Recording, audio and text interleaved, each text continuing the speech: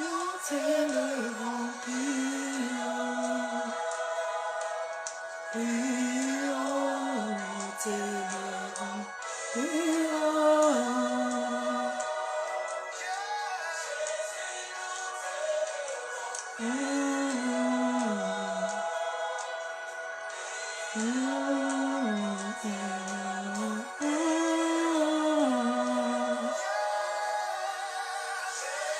Nous t'élevons plus haut,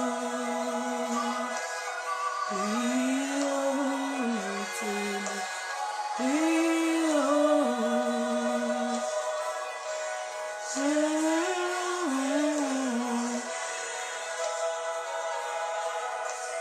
Plus haut, nous t'élevons. Alléluia. Soyez abondamment bénis pour celles et ceux qui nous rejoignent.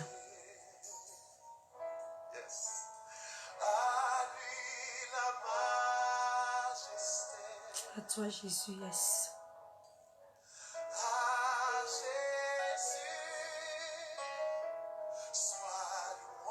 Honneur et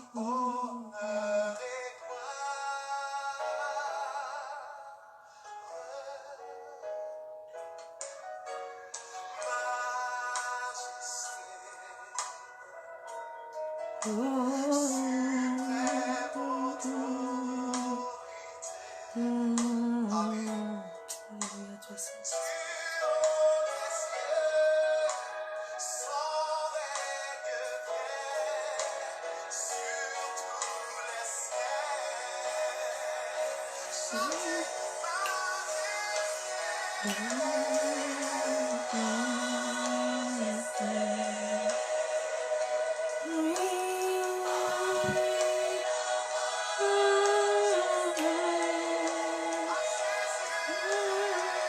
Saint-Esprit de Dieu, nous t'appelons.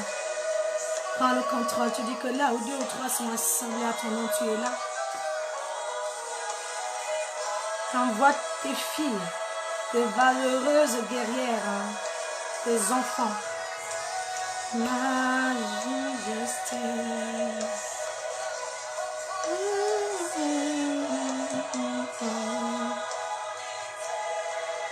Alléluia, toi Jésus. Soyez abondamment bénis. Sois béni. Hein? Olive Harissoir, la chargée de la com de l'IAM, sois abondamment bénie. Soyez abondamment bénis. Les femmes qui nous rejoignent, les hommes aussi, nous ne faisons acception de personne.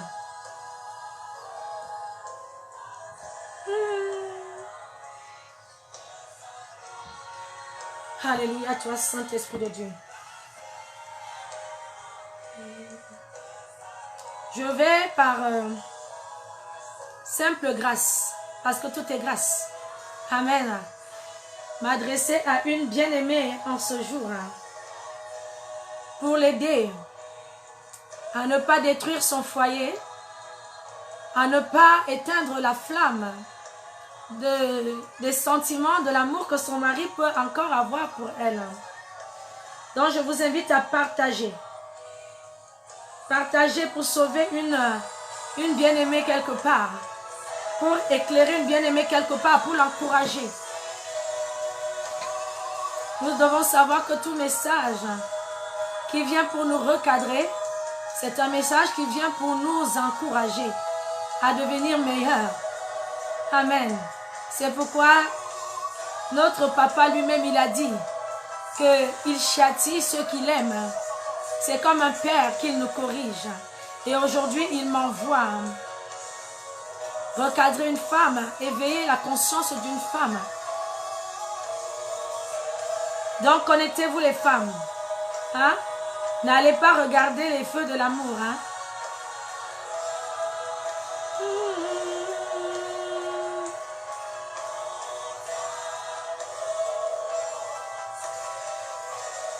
Amen.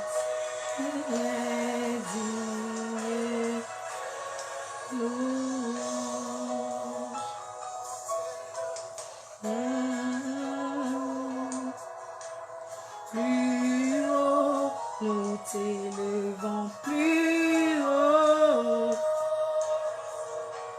Jésus, nous t'élevons plus haut. Plus haut, nous t'élevons plus haut. Nous t'élevons plus haut. Est-ce que nous pouvons élever Jésus-Christ de Nazareth au-dessus de nos vies, au-dessus de nos foyers, au-dessus de nos maris, au-dessus de nos mariages, au-dessus de nos situations conjugales, matrimoniales, familiales.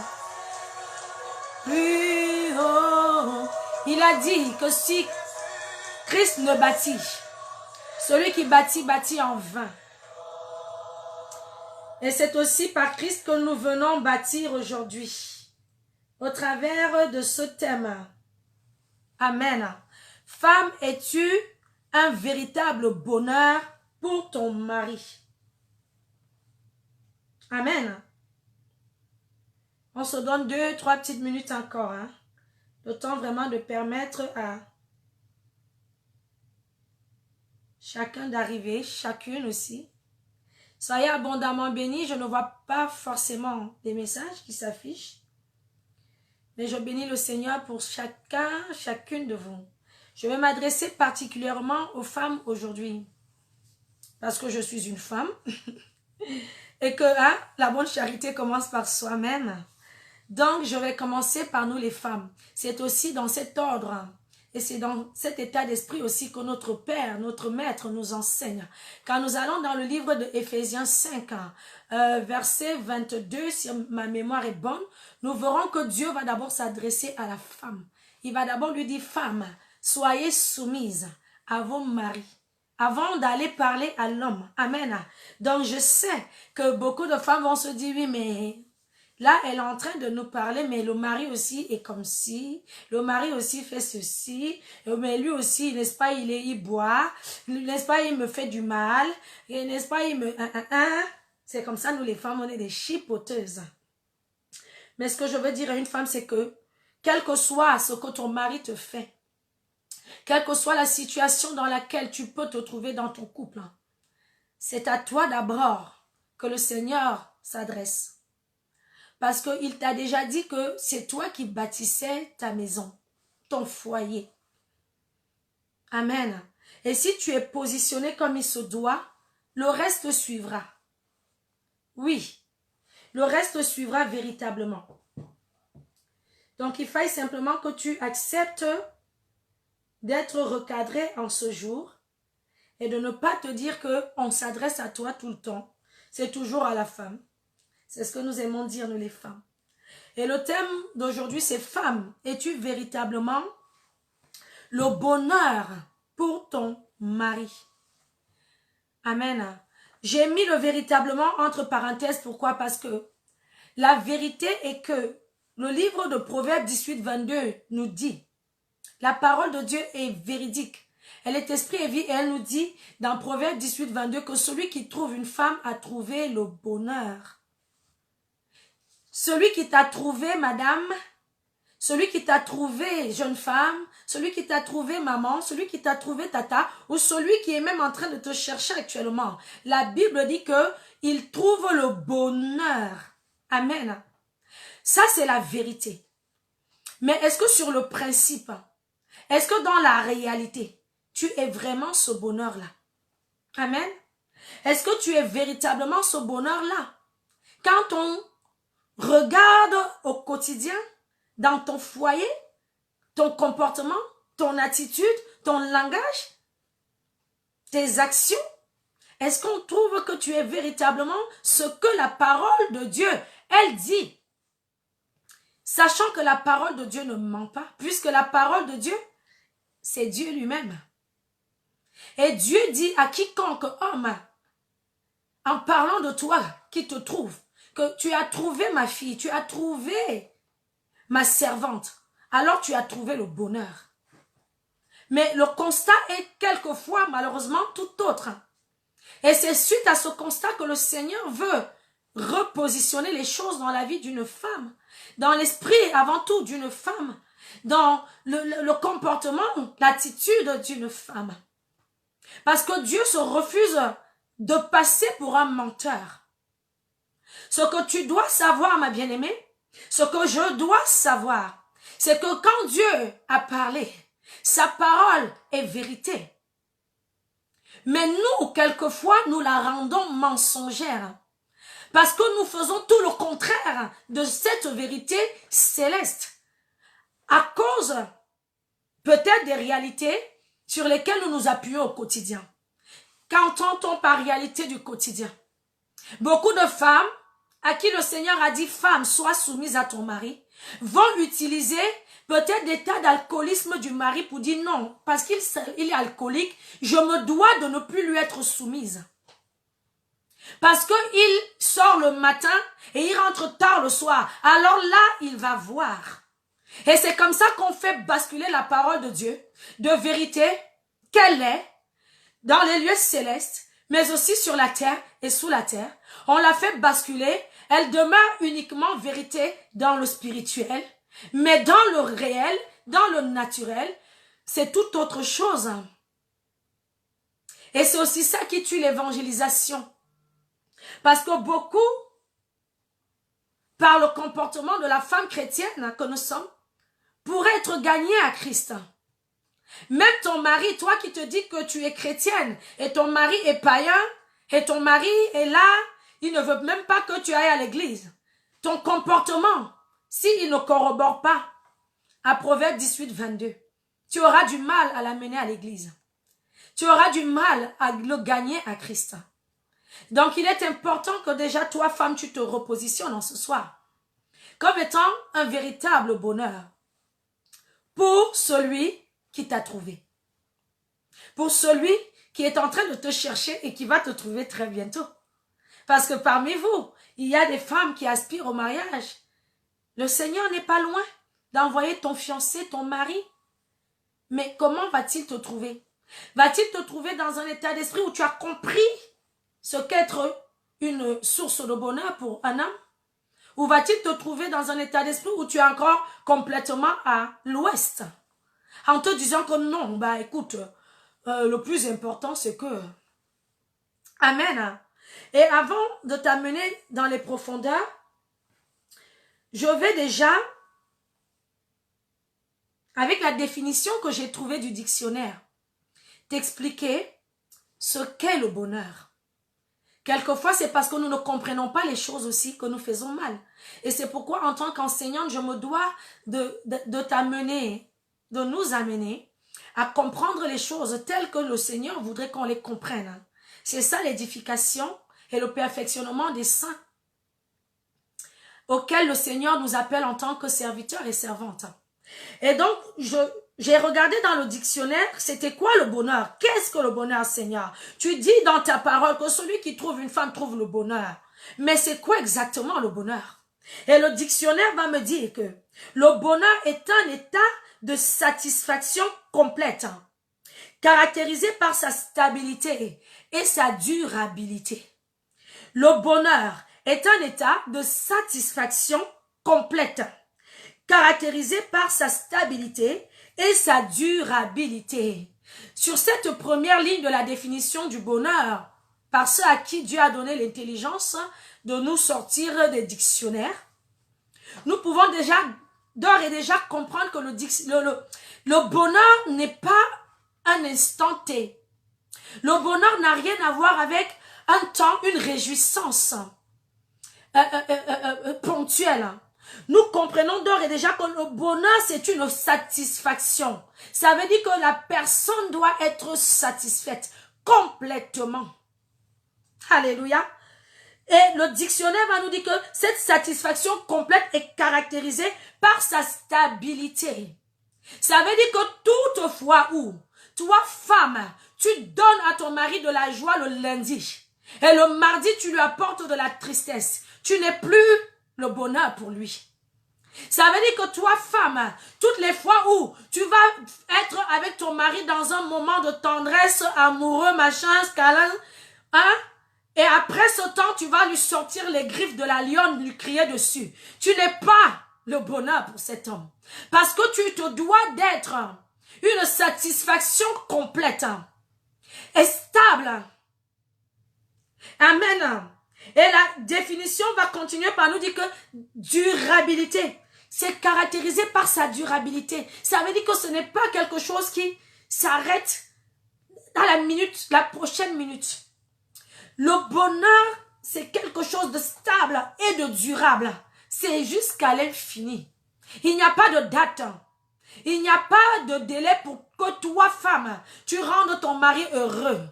Je dis ça parce que certaines femmes vont rendre leur mari heureux parce que le mari travaille, il a l'argent, il ramène les finances à la maison. Le jour où cet homme tombe dans une situation de chômage, il n'y a plus de bonheur à donner à cet homme. Il n'y a plus d'amour à lui donner. Qu'est-ce qu'il fait au quartier? Il est là, il chôme quoi? Il fait quoi là? Il ne peut pas aller chercher le travail. Là, on a oublié que quelle que soit la situation, le bonheur que toi, tu représentes pour sa vie doit continuer, doit demeurer, doit être stabilisé. Quelque chose de stable, c'est quelque chose qui ne varie en aucun cas. Les tempêtes peuvent se lever, les vents peuvent se déchaîner, mais toi, tu restes la femme qui donne le bonheur à son mari. C'est chéri, il n'y a pas de travail, tu as été licencié, ce n'est pas grave. Amen, ce n'est pas grave, mon chéri. Tu es toujours là. Ce n'est pas oui. Tu es déjà allé te faire chercher les problèmes au patron, on t'a mis dehors, toi tu crois maintenant. Et là tu deviens une autre personne. Et cette femme dont on lui a présenté comme étant le bonheur dans Proverbe 18-22 devient subitement une autre source d'angoisse, de stress pour lui. Il a déjà des problèmes. Toi-même à la maison qui est supposé le stabiliser ses émotions. Tu viens rajouter des complications dans son esprit. Et après, tu es la première, pardon, puisque je m'adresse à une femme, à te plaindre quand tu vas le voir aller prendre des bouteilles de bière dans les bars. Tu es encore la première à dire, mais le voilà, il est devenu soulard. Mais est-ce que tu t'es rendu compte que le fait que tu aies déstabilisé sa tranquillité, sa sérénité, parce que nous devons savoir une chose, c'est que la famille, c'est notre premier ministère. La famille est pour chacun de nous. C'est le lieu où nous, le seul endroit où nous pouvons, avec la présence de Jésus-Christ de Nazareth qui est, moi je dis toujours, le premier fil de la corde. C'est le seul endroit où nous avons la sécurité, la paix. Parce que quand nous sortons de nos maisons, dehors, c'est que complications, c'est stress, c'est angoisse, c'est problèmes. Tu n'es même pas encore sorti de ton portail que le voisin t'a déjà mal regardé. Donc, si à la maison, le mari a du mal à avoir ce bonheur-là, femme, quel que soit ce que toi tu voudras maintenant dire, pour avoir raison devant les hommes, pour avoir raison devant Dieu, tu auras déjà échoué. Et la définition va continuer par nous dire que, veuillez m'excuser, hein. La définition, le dictionnaire nous dira par la suite, il ne suffit pas de ressentir un bref contentement pour être heureux. Amen. Vous voyez que même les païens ont compris. Ils ont compris ce que Dieu nous dit à nous, enfants de Dieu. Ils ont compris ce que Dieu nous dit à nous, femmes. En définissant tellement bien ce qu'est le bonheur. Le bonheur est un état de satisfaction complète, caractérisé par sa stabilité et sa durabilité. Et il ne suffit pas de ressentir un bref contentement pour être heureux. Ça veut dire que les 5 minutes de plaisir que tu donnes à ton mari, ce n'est pas ça le bonheur. Beaucoup de femmes croient que, oui, bon, c'est bon, il a eu ce qu'il voulait, hein. Je lui ai donné le sexe. Mais ce n'est pas ça le bonheur. Parce que si tu lui as donné le sexe et que dans les 5 minutes qui suivent, tu commences à mal lui parler, tu es la première à ramener ton groupe de copines à la maison pour l'empêcher d'être tranquillisé, tu es déjà en train de déstabiliser ce qui est supposé être stable. Et c'est là où beaucoup échouent. Ils ont une très mauvaise définition de ce qu'est le bonheur. C'est pourquoi on a encore des femmes aujourd'hui qui, se comportant n'importe comment, vont avoir l'audace de dire au mari, mais réjouis-toi, hein. Déjà là, la Bible dit qu'il a trouvé une femme trouve le bonheur. Mais rien que ta façon de le lui dire, prouve déjà que tu es rebelle. Rien que ton attitude. Donc aujourd'hui, la question t'est posée, femme. Rien qu'à ce stade de la définition, et au bout de ces 5 minutes que nous venons de passer ensemble, est-ce qu'une femme peut commencer à s'examiner et à se poser la question de savoir si elle fait partie de ces femmes-là qui, au quotidien, donnent de la joie à leur mari, au quotidien, donnent de la sérénité à leur mari, au quotidien, donnent de l'amour à leur mari, sans attendre à ce que le mari l'achète avec des bijoux, sans attendre à ce que le mari fasse toujours ce qu'elle veut.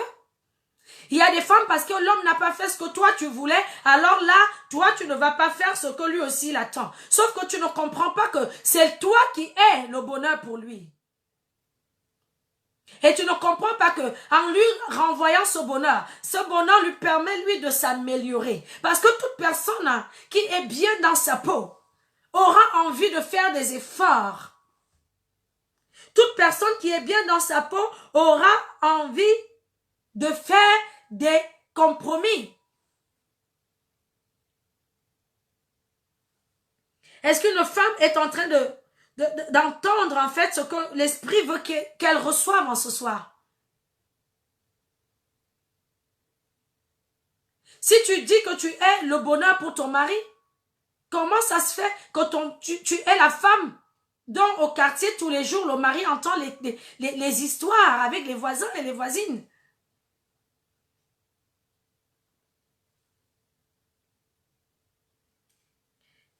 Amen. Celui qui trouve une femme a trouvé le bonheur. Il y a une précision forte ici, c'est que la Bible va préciser que celui qui trouve. Ça veut dire que le monsieur, avant de t'avoir, il a cherché. Il a fouillé, il a berché. Il a souffert. Parmi vous, il y en a, l'homme n'avait même pas les moyens, mais pour t'honorer devant Dieu et devant les hommes, il a transpiré pour venir te doter dans ta famille, pour venir te sortir de l'état de vieille fille que tu pouvais, dans lequel tu pouvais finir. Et aujourd'hui, tu es dans le foyer. Tu as pris des grands airs. Ce monsieur-là, la Bible dit qu'il a cherché, il a trouvé le bonheur. Quand il cherchait, c'était dans le but d'être tranquillisé dans sa vie, d'être stabilisé dans sa vie. C'était dans le but d'être en paix. Mais il t'a trouvé. Et bizarrement, il a l'impression qu'il était mieux seul. C'est pourquoi on trouve même dans le corps de Christ le mauvais langage du monde qui dit mieux vaut être seul que mal accompagné. Et on a des divorces dans le corps de Christ parce que personne ne veut s'accorder à la parole de Dieu. Personne ne veut s'accorder à la parole de Dieu. Et nous devons faire très attention. Ce qu'une femme doit comprendre, c'est que la parole de Dieu dit, celui qui trouve une femme a trouvé le bonheur. Ce n'est en aucun cas une négociation. Le Seigneur s'attend à ce que tu comprennes que tu te dois d'être une source de bonheur pour ton mari.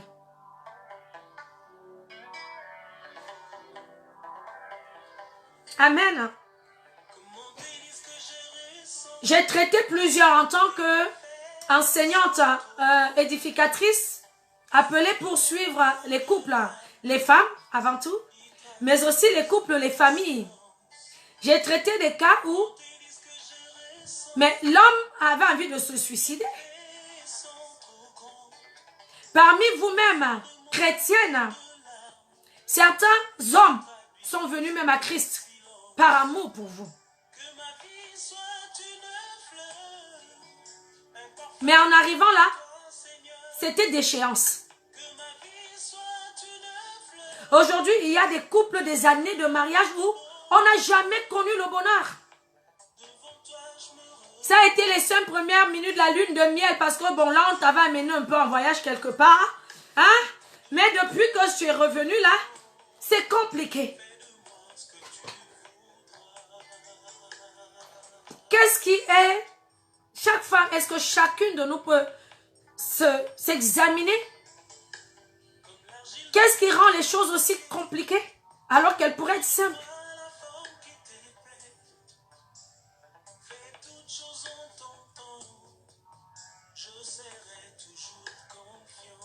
Il ne faille pas simplement se dire je suis madame telle, et obliger l'homme à parler de toi à tous ses copains. D'ailleurs, si tu es véritablement même le bonheur, tu n'as même pas besoin de dire à l'homme, il faut me présenter à ta famille, il faut me présenter à tes amis. Il va le faire spontanément. Il y a parmi vous là, l'homme ne veut même pas officialiser, il ne veut même pas vous amener où il a l'habitude d'aller quoi avec ses amis respectables. Parce qu'il sait très bien que lui seul, il sait ce qu'il subit dans le foyer. Il sait ce qu'il subit dans cette relation. Et il ne veut pas que tout le monde soit au courant de sa honte. Parce que le bonheur ne peut pas se cacher. La Bible dit qu'on n'allume pas une lampe pour la mettre sur la table. Quand tu es une femme qui apporte le bonheur à ton mari, d'ailleurs c'est ce qui est dit, hein? Le livre de Proverbes nous dit que la beauté est vaine, la grâce est trompeuse. Mais la femme qui craint l'Éternel sera louée. Parce que être une femme qui apporte le bonheur à son mari au quotidien, c'est aussi être une femme qui craint Dieu. C'est craindre Dieu. Parce que c'est Dieu qui a dit à cet homme que, en te trouvant, il avait trouvé le bonheur. Mais honore Dieu qui a sorti cette parole. Honore ton Dieu. Afin que cet homme-là se dise, oui, c'est vrai. Le Dieu que cette femme sert avait raison. Il ne ment jamais. Nous, on sait que Dieu ne ment pas. Mais quelquefois, notre langage pousse ceux qui n'ont pas notre niveau de spiritualité ou de foi à croire que on sert un Dieu avide. Tu es la femme qui est supposée apporter le bonheur, être le bonheur. Tu n'es même pas supposée apporter. Tu es supposé être le bonheur. Ça veut dire qu'en toi, le mari doit trouver toutes les vertus que les gens recherchent partout, par le travail, par les maisons et les voitures. Tu es plus que ça. Tu es plus que ça. Mais est-ce que toi-même, tu en es conscience? Est-ce que toi-même, tu en es consciente? Le bonheur est caractérisé par une satisfaction. La satisfaction. Ça veut dire que c'est parfait, quoi. Oui, quelqu'un me dira, mais est-ce qu'on peut être parfait? On ne peut pas être parfait. Mais dans ce cas de figure, qu'est-ce que le Seigneur veut que tu saches? C'est que femme, tu dois apprendre aussi à t'humilier. Tu as le droit d'avoir des faiblesses. Mais que tes faiblesses ne soient pas tout le temps des occasions de chute pour toi. Dans ton couple. Hein?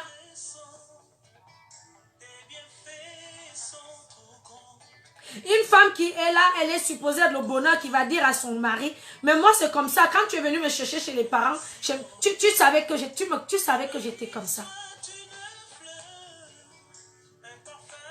Quand tu es venu me chercher, ça veut dire quoi? Ça veut dire qu'il faut qu'il te ramène alors chez tes parents?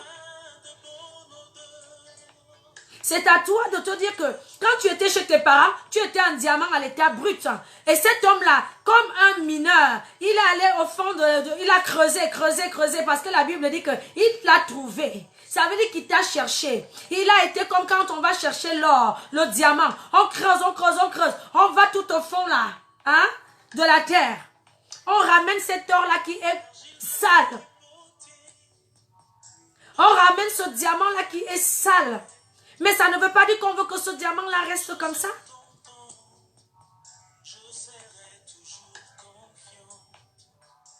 Quelquefois même, le mari même que tu as, il veut même t'apporter son conseil.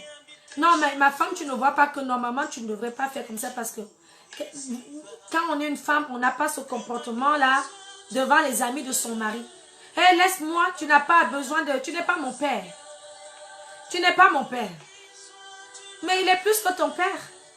Puisque la Bible te dit qu'il est celui de la côte dont tu as été tiré.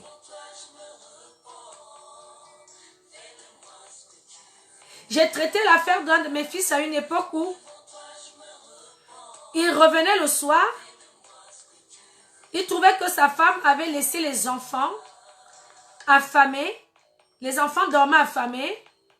Elle-même, elle disait qu'elle n'avait pas d'argent, alors que son mari, malheureusement, il avait perdu son travail, il était au chômage, et qu'il sortait le matin parce qu'elle lui disait, va chercher le travail. Avec un air vraiment en mode, oh, oh, oh. Et le garçon, très respectueux, amoureux, et je ne sais pas, peut-être, bon, sa personnalité, il se levait le matin, il sortait de chez lui pour rôder dans toutes les villes, dans toute la ville, en espérant trouver un job. Et quand il rentre, en tout cas quand il m'a fait son témoignage, ce soir-là, il trouve que les enfants ont dormi affamés. La dame même, elle a préféré dormir affamée. Le mari est rentré, il n'a pas à manger. Quand le mari lui pose la question, c'est tu n'as pas ramené l'argent, il n'y a pas de travail, donc on n'a pas de quoi manger. Mais elle, elle travaillait à côté. Et le mari, le Seigneur va permettre qu'il découvre que cette femme s'est achetée le jour même des vêtements. Il va tomber sur ça, il va dire à cette femme, mais attends, tu dis qu'on n'a pas d'argent, les enfants, tu les laisses dormir comme ça? Moi-même, tu me laisses, je tourne, je rentre le soir, après avoir fouillé et berché sans rien trouver pour l'instant, je n'ai rien à manger. Et tu dis que c'est parce qu'on n'a pas d'argent, pourtant il y a quand même ton petit salaire qui rentre, maman. Mais je découvre que tu as acheté tes vêtements. Cet homme-là, ce jour-là, c'est lui qui est obligé de se lever en pleine nuit pour aller vendre si c'est des coques, si c'est quoi qu'ils avaient, pour dire que non, là, il faut urgence pour que les enfants puissent avoir de quoi manger. Vous imaginez la charge spirituelle, mentale, lourde que ça peut représenter pour un homme qui se sent déjà rabaissé par la situation dans laquelle il se retrouve. Parce que je ne sais pas, hein, je ne suis pas en train de défendre particulièrement un homme ce soir. Je suis simplement en train de dire à une femme que la responsabilité te revient en premier. Mais est-ce que vous savez que c'est déjà très désagréable pour un homme avec son ego? Parce que Dieu a créé l'homme avec quand même une part d'homme en lui, qu'on ne peut pas lui enlever. Tu ne peux pas enlever ça à cet homme. Et dans cet ego, l'homme est déjà abattu, il se sent déjà rabaissé. Il n'a même pas besoin que quelqu'un lui parle, mais rien que lui-même en tant qu'homme. C'est déjà pour lui c'est terrible de se retrouver sans travail, de voir ses enfants, sa femme, sa maison comme ça. Mais toi, femme, tu viens rajouter. Pourtant, on lui a dit que c'était toi son bonheur. Tu viens maintenant lui donner l'impression que le bonheur se trouve au travail. Non, le bonheur, c'est d'aller chercher le job, quoi. Donc, tant que tu ne vas pas chercher le job, tu ne seras pas heureux dans cette maison. Mais non. Puisque la Bible dit que celui qui t'a trouvé a trouvé le bonheur, c'est toi le bonheur.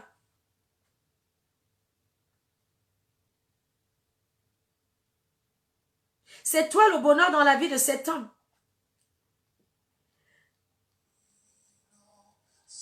Il n'a pas besoin d'aller chercher des solutions autres pour essayer d'être heureux dans sa vie. Puisqu'il a déjà le bonheur en ayant toi, sa femme, sa fiancée.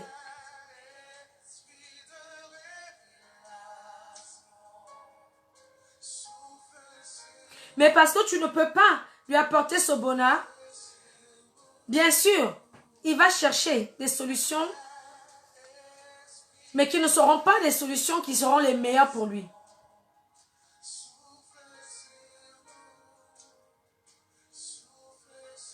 Tu te dois d'être une véritable source d'encouragement pour ton mari au quotidien. Il aura des défauts. Il commettra des erreurs. Il aura des maladresses. Mais ce n'est pas une raison pour toi pour cesser de lui apporter le bonheur. Ce bonheur que toi-même tu lui as promis le jour où vous vous êtes mariés ou que sais-je. Tu lui as dit que c'était pour le meilleur et pour le pire. Mais quelquefois, quand il y a un petit pire qui arrive là, on oublie tout.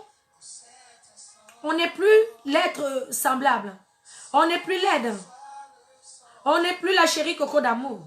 Là, on devient maintenant hein, la femme qui martyrise, qui terrorise le monsieur à la maison. Nos maris devraient être fiers de nous avoir. Non pas parce que nous sommes parfaites, hein, mais parce que nous faisons partie de leur bonheur et que nous voulons au quotidien que ça aille mieux.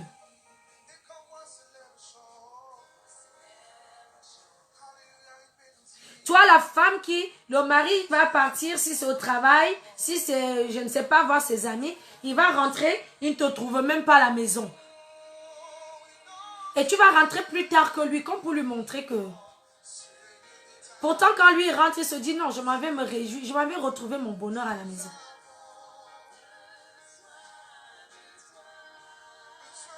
La question que le Seigneur me pousse à poser à une femme, es-tu véritablement une source ou alors es-tu véritablement le bonheur? Quand tu regardes à ton attitude vis-à-vis de ton mari au quotidien,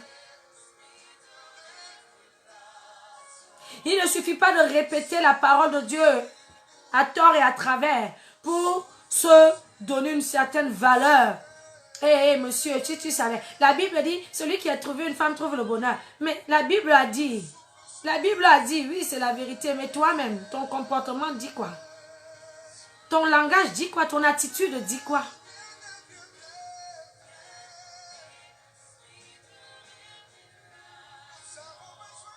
Il y a des femmes vraiment insensées.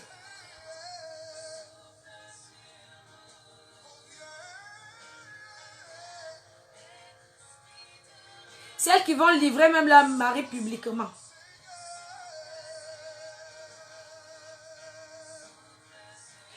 On a déjà vu des histoires où le monsieur, il n'a même pas envie de rentrer à la maison après le travail.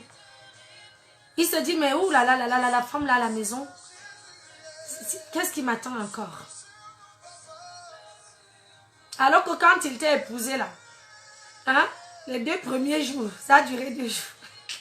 Ça a duré 2 jours. Il était content hein, de rentrer. Il ne voulait même pas aller travailler. Mais depuis, tu as pris une assurance malsaine. Parce que c'est souvent aussi ça le mensonge de l'ennemi. Ah non, tu as déjà signé l'acte. Tu as déjà la bague au doigt. Il peut encore aller où? Il ne peut que me supporter maintenant. De toutes les façons, on est mariés. Hein? C'est pour le meilleur et pour le pire. Donc, il va me supporter. Veut ou pas.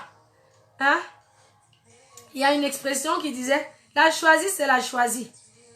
Il va me supporter maintenant. Si tu deviens maintenant, tu passes de l'étape du bonheur à l'étape de supporter.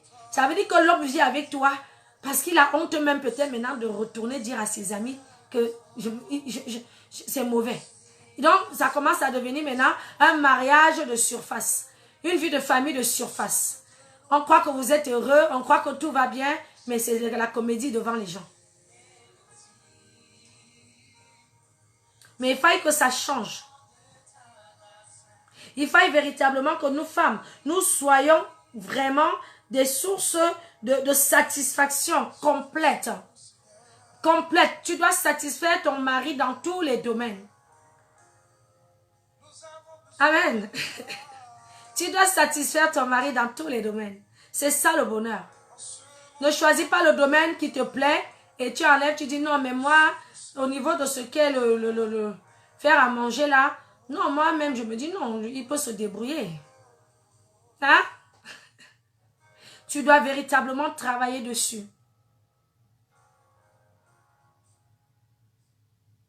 Et il faut savoir que, en tant que femme, le Seigneur répond à nos prières. Quand il voit notre attitude de soumission à nos maris. Donc, il est important de travailler sur cela. Femmes, soumettez-vous à vos maris comme au Seigneur. Et si tu te soumets à ton mari, tu n'auras pas de mal à lui apporter le bonheur recherché. Parce que ce qui fait que quelquefois nous avons du mal à être véritablement des sources de bonheur pour nos maris, c'est parce que nous avons à côté de ça cette insoumission, cette rébellion.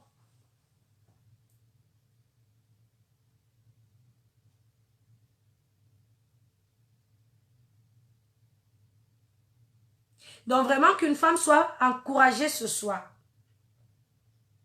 Qu'une femme soit véritablement encouragée. Sois vraiment la femme dont ton mari peut en être fier au quartier, dans sa famille. Lui-même d'abord. Sois le genre de femme, ton mari, il est allongé sur le canapé, soupire. Il dit, ah vraiment, je me sens bien. Je me sens bien dans cette famille. Je me sens bien dans ce couple. Je me sens bien dans cette vie de famille. Bien sûr, on est en train d'en parler. Peut-être ça peut être plus compliqué à faire, mais ce n'est pas impossible. La Bible nous dit que tout est possible à celui qui croit. Il faut simplement avoir la volonté. Est-ce qu'une femme veut véritablement être une femme qui apporte le bonheur à son mari? Qui se distingue aux yeux de son mari? Parce que si tu le veux, tu peux. Si tu veux vraiment apporter et être le bonheur pour ton mari, tu le seras.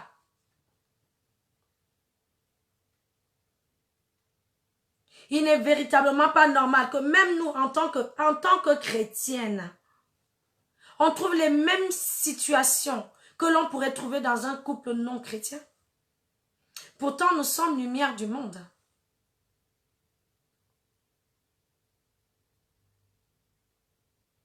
Je vous l'ai déjà dit, je ne sais pas, il y a quelques minutes, le bonheur ne se limite pas à toi, femme, qui crois que avec le sexe, tu vas endormir ton mari, et puis là, dès que tu as fini de faire ça, c'est mission accomplie. C'est pas ça le bonheur.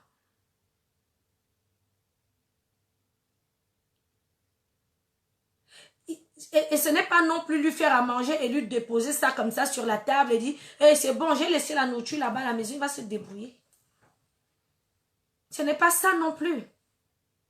C'est pas parce que tu fais à manger à un homme, tu poses. Et hein, on a souvent dit, l'homme c'est le ventre et le bas-ventre. Donc certaines femmes, elles croient que c'est ça. Bon, allez, je lui donne à manger, allez, je lui donne le sexe, c'est bon. Et puis maintenant, à côté de ça, je peux dilapider les finances du foyer. Je peux sortir le matin et rentrer le lendemain. Bon, tout va bien quoi. Non, parce que c'est une satisfaction complète. Satisfais ton mari dans tous les domaines. Satisfais-le dans tous les domaines. Qu'il voit en toi cette femme qui est à la maison, posée, qui ne vadrouille pas dans les rues du quartier, on ne sait pas, elle cherche quoi. Il y a même certains, le mari est obligé de te parler. Il dit, mais est-ce que tu as oublié que tu es une femme mariée? Tu es une femme mariée, hein? Et tu es tous les jours au quartier avec les petites filles, comme on dit souvent. Parce que là, quand tu fais ça, tu n'es plus en train de donner le bonheur à cet homme. Parce qu'aucun homme véritable ne veut voir sa femme dans des situations ou des postures de déshonneur, d'indignité. Si tu te comportes en femme indigne, en femme, je ne sais pas, dans le quartier où tu es connu pour la femme palabre, comme on dit, mais quel bonheur es-tu pour cet homme? Donc, il faut vraiment que nous fassions très, très attention à cela. Travaillons cela, nous les femmes. Travaillons cela au quotidien. Là, je ne peux pas aller dans, voilà, les sujets, les domaines, pardon, où nous échouons au quotidien dans nos couples, sont divers et variés. Mais toi-même, de là où tu te trouves, tu sais ce que ton mari n'aime pas. Tu sais ce qu'il te reproche. Tu sais où tu as tendance à le pousser à bout. Tu le sais. Et tu devrais te dire que dès l'instant où tu pousses ton mari à bout, tu n'es plus dans la satisfaction.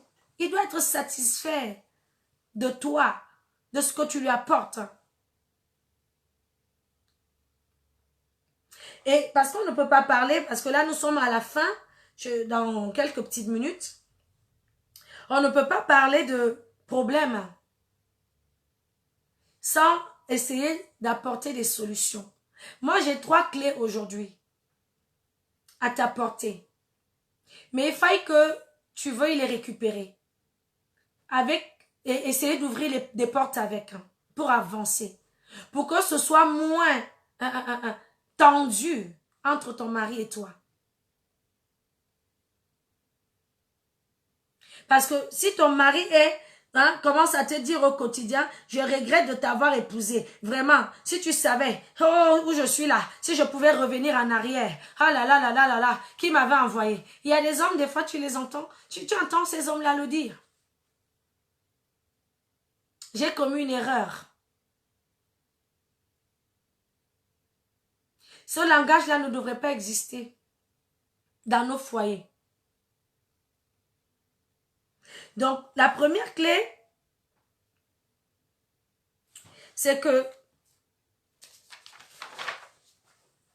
tu vas en tant que femme dans le Seigneur. Tu vas déjà réviser ta crainte pour Dieu. Il faut que tu révises. Tu te replonges dans ta relation avec Dieu. Ça, c'est la première clé qui va t'aider à changer et à devenir véritablement une bonne épouse. Tu dois réviser vraiment ta crainte pour Dieu.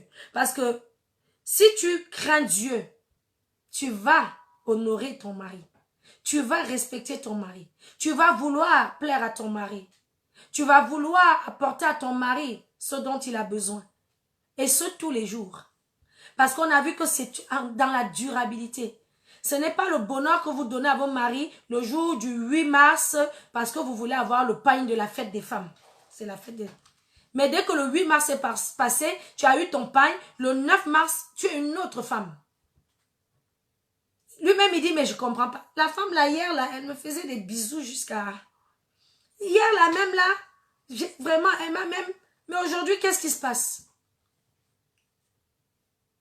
Les femmes caméléons.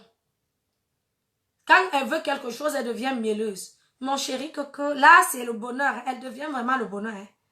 5 minutes de flatterie. Mon chéri, tu sais, vraiment, nanani.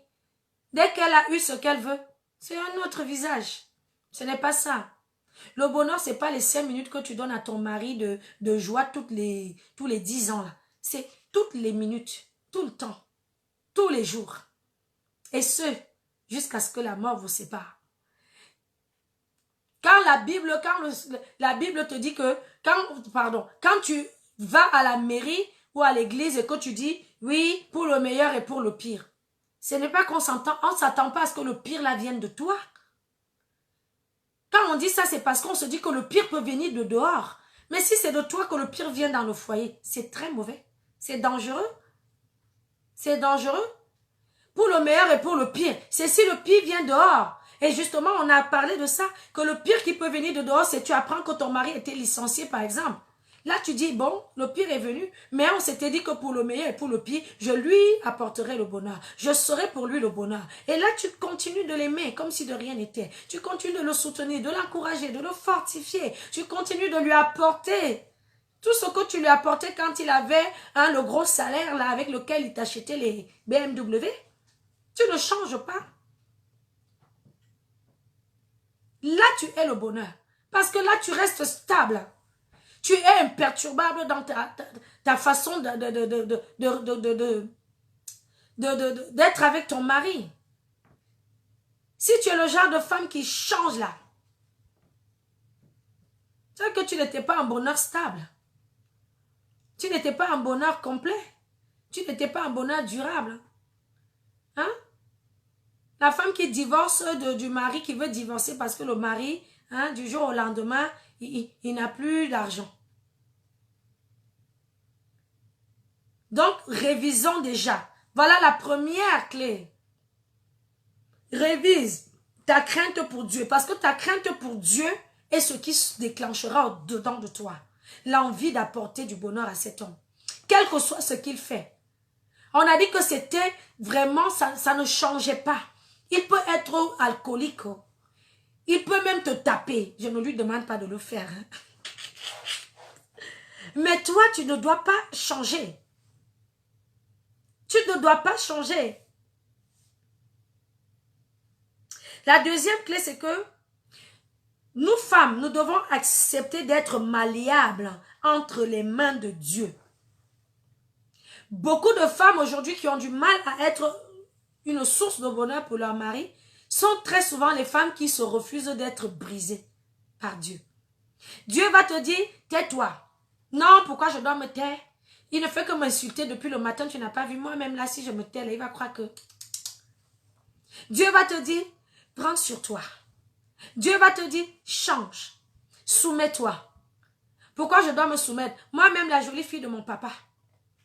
Ce n'est pas un homme qui va venir maintenant me... Tu n'as pas compris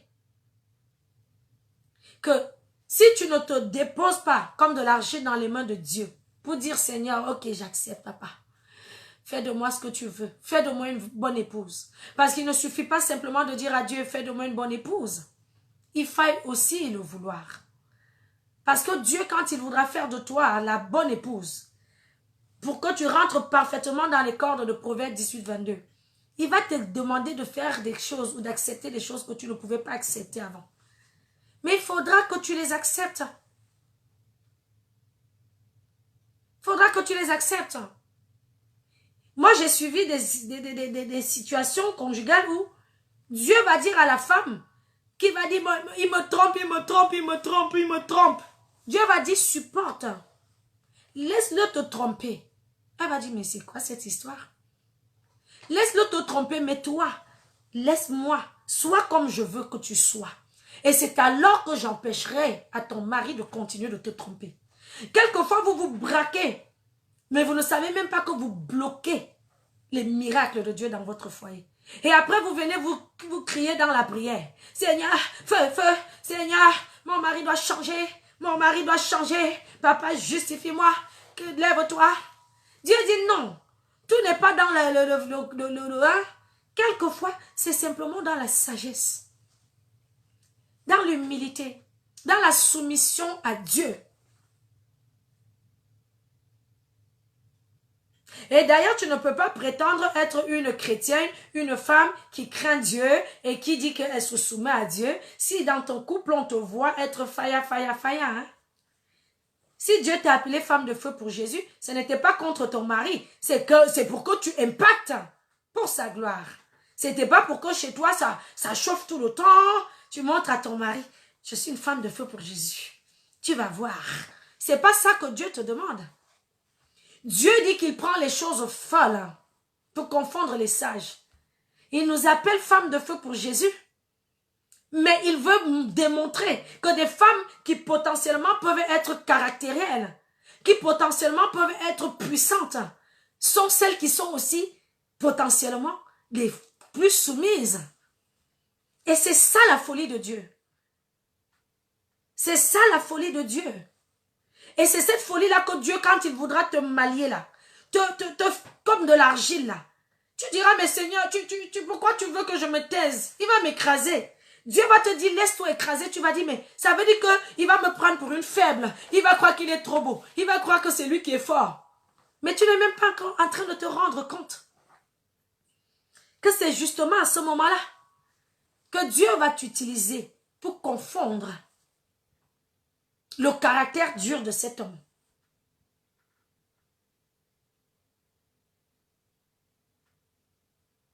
Donc, soyons malléables. Laissons le Seigneur nous briser, nous les femmes. On en a besoin. Celle qui vous parle aujourd'hui, là, Dieu a fait de moi enseignante des femmes. Je ne marchais même pas avec les femmes quand j'étais dans le monde. Je n'étais qu'avec les hommes parce que je ne pouvais pas être, j'étais, voilà, femme de poigne. Et je le suis toujours, hein. Parce que Dieu, il ne m'a pas enlevé cette personnalité. Il m'a simplement taillé de sorte à ce que ce côté-là soit pour sa gloire. Et c'est aujourd'hui que je peux me tenir à la brèche et donner aux œuvres des ténèbres de dégager de mon foyer. Et Satan, il dit non, celle-là, quand elle crie là, quand elle envoie le feu là, j'encaisse. C'est ça que Dieu veut. Parmi vous, vous êtes même des femmes, vous voulez vous rebeller avec votre mari. Quelquefois même, c'est l'ennemi qui est caché. Il y a un esprit caché derrière la situation qui te fatigue dans ton couple. Au lieu que tu ailles te tenir à la brèche pour montrer maintenant aux œuvres de l'ennemi, comment tu es une femme de feu. C'est avec ton mari que tu envoies les flèches. Tu envoies le feu. Tu envoies le feu. Tu vas le brûler, il va brûler jusqu'à... Le pauvre. Et après, tu vas voir, il devient violent à la maison. Tu dis, mais qu'est-ce qui lui arrive là? Le monsieur là est devenu encore pire qu'avant. Parce que tu envoies le feu. Par tes paroles, par ton attitude, par ton langage. Alors que le feu là va envoyer ça contre les œuvres qui fatiguent les mariages. Mais laisse-toi briser au sein de ton couple. Au sein de ton couple, sois la femme, le bonheur.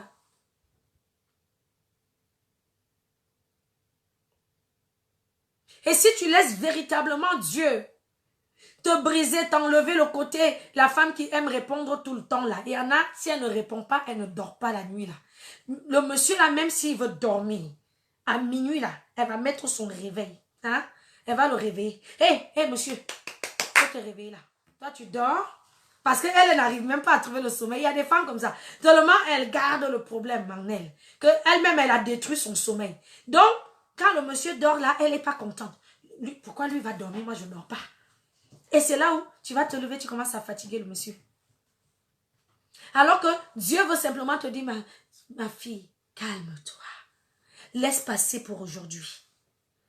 Pourquoi je dois laisser passer? Quand vous faites ça, vous luttez contre le potier qui veut simplement faire de vous. Il veut que cette nature merveilleuse qui sommeille au-dedans de chaque femme soit révélée. Afin que Proverbe 18, 22 devienne une vérité au travers de votre existence sur la terre des hommes. Dieu a choisi de passer par vos vies, femmes, pour manifester sa gloire. Ne soyons pas que de celles qu'on veut ramener toujours dans le jardin d'Éden. Ève avait fait comme ça. Ève a donné le mari à manger. C'est toujours Ève. Moi, j'ai dit, je ne suis pas Ève. Je suis maintenant Abigail. La femme, et c'est Dieu même qui l'a dit pour moi. Parce que je suis passée de l'état de la femme animale qui se bagarre, qui veut répondre, qui montre que le jour que le mari n'a pas bien fait, elle aussi, elle ne fait pas bien. Il faille que Dieu te repositionne. Et c'est pourquoi il a besoin que tu te laisses mailler par lui, que tu te laisses tailler. Tout à l'heure, je t'ai dit que tu es comme un diamant à l'état brut, comme de l'or, que cet homme est allé fouiller. Il a trouvé, il a sorti. Mais maintenant, il faille qu'il apporte cela à un bijoutier. Et le bijoutier, le meilleur des bijoutiers, c'est notre maître, qui va lui-même te limer, te tailler, et tu deviens, waouh! Tu passes de l'état du diamant qui éblouit, mais qui aveugle les gens bêtement, à l'état du diamant qui waoufie les gens. Il ne faille pas qu'on dise que vraiment, cette femme-là, vraiment, c'est une femme gentille, hein, mais elle a un sale caractère. Si tu es gentil, tu as un sale caractère, il y a un problème. Donc, le caractère là, ou le langage là, tout ça là, tu dois laisser que le Seigneur enlève ça de toi. C'est aussi pourquoi quand nous entendons des enseignements comme ceci, ne nous braquons pas. Il y a des femmes qui se braquent tout le temps quand on enseigne. Pourquoi toujours la femme? Pourquoi toujours la femme? Allez aussi, vous ne voyez pas que les hommes aussi sont comme ça. Quelquefois, c'est l'homme qui a commencé. Hein? Quand tu fais ça, tu luttes contre qui? Parce que Dieu ne changera pas sa logique de fonctionnement. Et dans sa logique de fonctionnement, il te dit dans Éphésiens 5, verset 22, « Femme, soumets-toi à ton mari, comme à Christ. » Si tu luttes seulement, tu vas perdre seulement ton énergie. Et tu vas simplement te retrouver à tourner dans tes situations compliquées. Parce que tant que tu ne te laisses pas mallier par Jésus-Christ de Nazareth, tant que tu ne te laisses pas arranger par le potier, tu ne peux rien demander au potier. Tu ne peux pas dire à Dieu de se lever pour agir dans ta vie. C'est ce qui bloque quelquefois les prières de nous les femmes. Et pourtant la femme, c'est une intercesseuse de puissance, de feu. Si elle s'y met avec un cœur pur et avec une attitude d'humilité. Toi, femme, tu peux renverser tellement de choses dans le spirituel. Et c'est pourquoi l'ennemi est passé dans le jardin d'Éden par la femme pour faire tomber le mari. Parce qu'il connaît ce qu'il y a en toi, la femme. Tu as un pouvoir de conviction terrible. Si tu te tiens devant Dieu et que tu es la femme que Dieu veut que tu sois pour ton mari, tu plaides ta cause. Tu plaides la cause de tes enfants. Tu plaides la cause du foyer. Mais Dieu ne peut ne pas agir. Lui-même, il t'a dit que c'est la femme sage qui bâtit son foyer. Donc, au travers de ce que tu feras de bon, tu es en train simplement de lui prouver que tu veux bâtir ton foyer. Et lui qui est le meilleur des architectes, hein, il va te dresser un de ces schémas pour ton foyer, pour ta famille, pour ton couple. Il va te dire, fonctionne comme ça dans ton mariage. Et tu verras, si je n'ouvre pas pour toi les écluses des cieux, fonctionne comme ça avec ton mari. Et tu verras si cet homme va encore aller boire les bières. Fonctionne comme ça. Tu verras s'il aura encore envie d'aller dehors. Et quand on nous dit ça, on se... Non, mais moi, je ne veux pas. Il croit que quoi? Moi, je ne suis pas une femme facile. Dans la deuxième des clés, laissons-nous être arrangés par le potier. La troisième clé, solution que je peux te donner, c'est que tu dois toujours te dire, toi, femme, que ton mari est ton chef. Que tu le veuilles ou non, il l'est et il le demeurera. Et ce n'est pas parce qu'il est au chômage qu'il n'est plus chef. Ce n'est pas parce qu'il est alcoolique qu'il n'est plus chef. Ce n'est pas parce qu'il est un peu maladroit qu'il n'est plus chef. Quelquefois, nous les femmes, du jour au lendemain, tu as respecté ton mari, tu as respecté, et puis tu as arrêté de le respecter. Tu commences à dire, moi je ne peux plus le respecter. Avant je le respectais, mais là vraiment, où il est là, il a baissé dans mon estime. Il a baissé. C'est vrai que ça peut arriver, hein. Ça peut arriver que ton mari fasse des choses qui te dégoûtent. Tu as envie de le mettre dehors. Ça peut arriver. Hein? C'est une expérimentée en la matière qui vous parle. Ça peut arriver que tu as envie de dire, le monsieur là, lui là, je vais le mettre dehors. C'est trop. Mais tu te dois toujours de prendre du recul et te souvenir et te rappeler que tu ne peux pas mettre ton chef dehors. Tu ne peux pas parler à ton chef. Vous êtes là, des femmes là, si on vous trouve au travail, comment le patron au travail vous parle? Oui, patron. Vous êtes comme ça. Oui, patron. Oui, monsieur. J'essuie vos chaussures. Oui. Quand c'est le mari, tu me dis d'essuyer tes chaussures. Tu t'es pris même pour qui? Est-ce que tu m'as bien regardé? Moi, essuyer tes chaussures. Les trucs que tu fais au patron, au mari d'une autre dehors, dans le travail. Tu arrives là-bas, le patron dit, oui, chef, oui, oui, on te voit courir comme ça là. Tu es comme tu es obéissante à la règle. Mais ton chef à toi, le chef que Dieu t'a donné, pas le chef que toi-même tu allais te choisir dans le monde là. Hein? Ton mari, dès qu'il va te dire, oui, mais tu m'as prise pour qui là? Oh, toi-même il faut aller faire ça. Ah. Toi-même tu n'as qu'à faire, tu ne sais pas faire quoi. On t'a dit que tu ne peux pas aider. Hey, tu peux dire ça à ton chef au travail? Tu peux dire ça? Donc, si tu te souviens que ton mari est ton chef, tu feras attention à comment tu lui parles. Tu feras attention à comment tu agis vis-à-vis de lui. Et aussi, tu devrais te dire que cet homme, malgré tout ce que tu peux lui faire subir aujourd'hui, ce n'est pas parce qu'il est faible qu'il est encore là. C'est parce qu'il t'aime. Parce que, encore une fois de plus, on a des femmes avec le mauvais langage.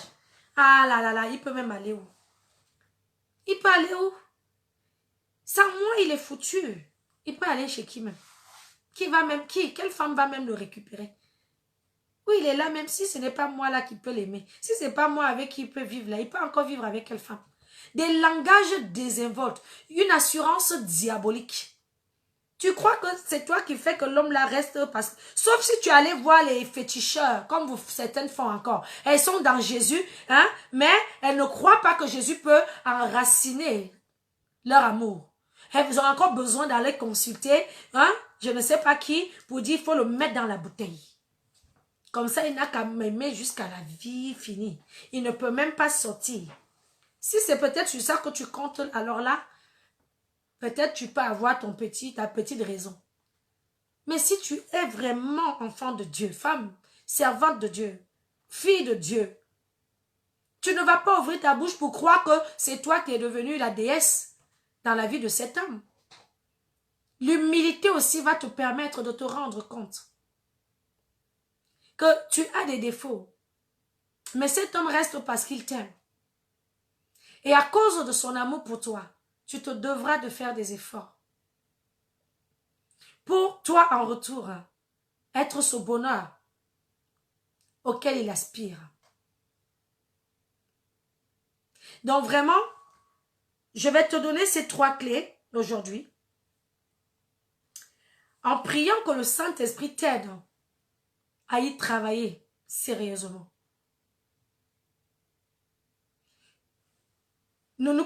En fait, les mariages ou les foyers chrétiens doivent être des témoignages quotidiens.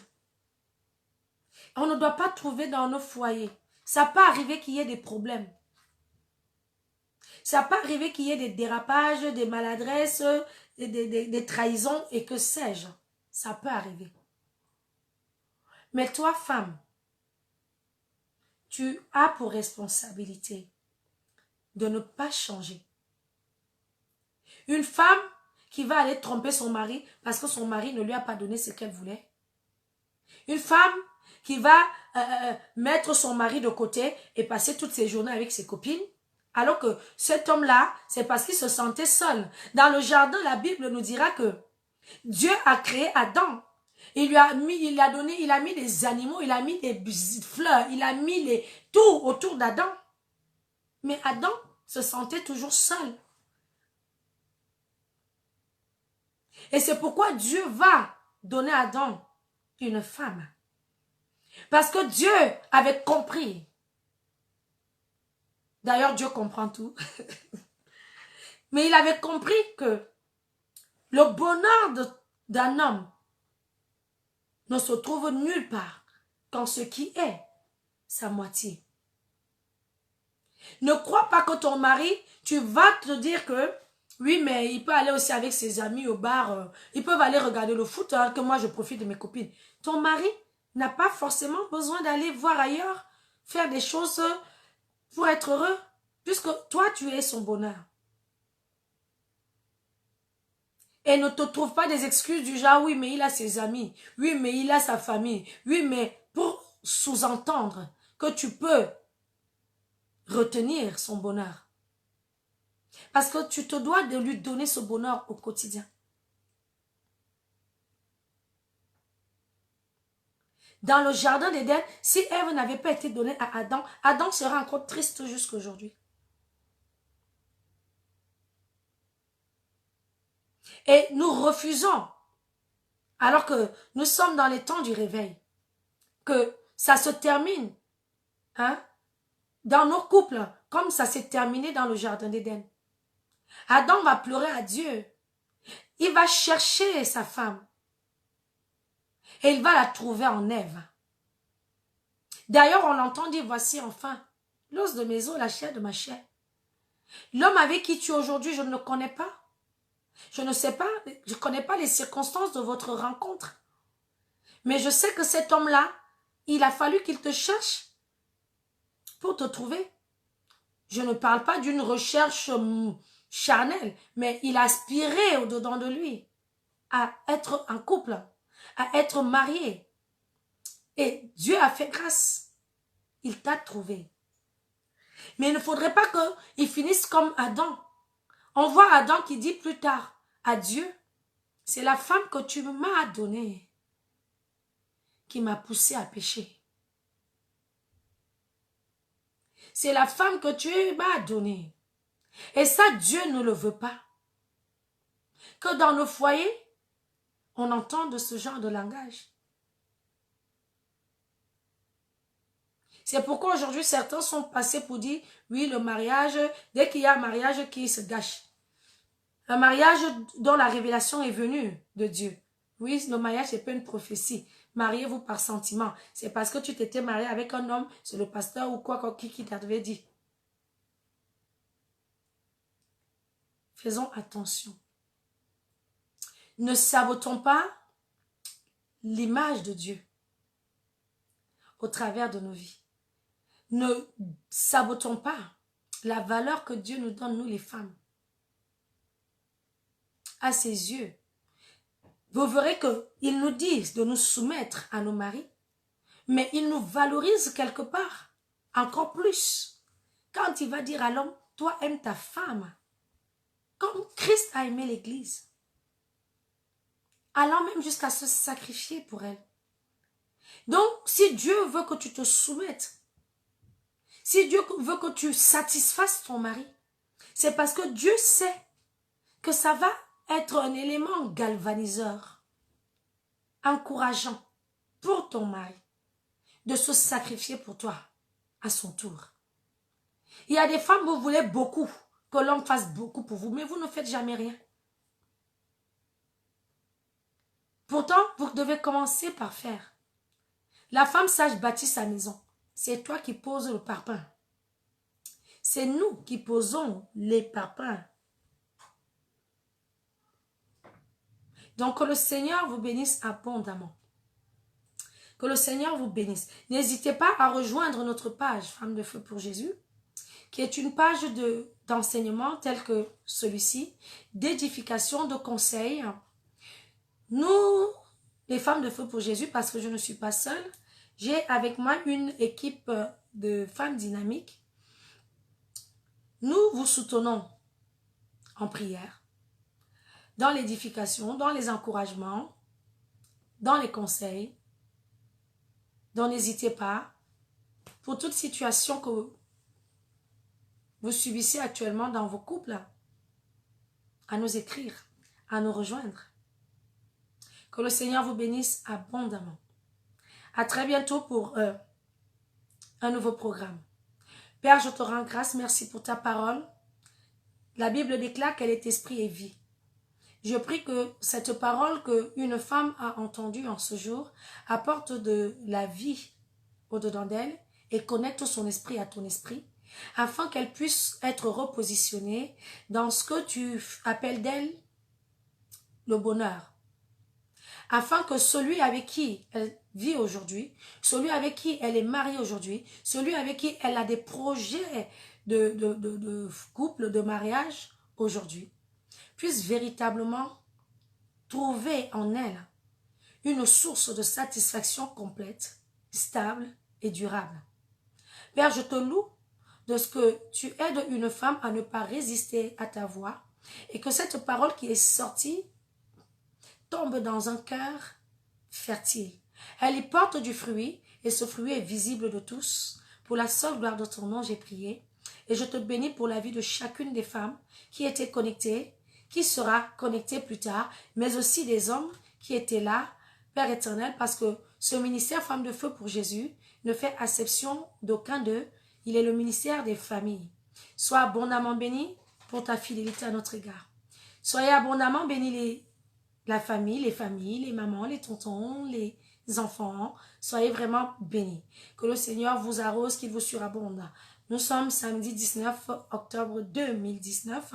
Nous lui rendons grâce de ce que nous sommes encore en vie et excellent week-end. Au revoir.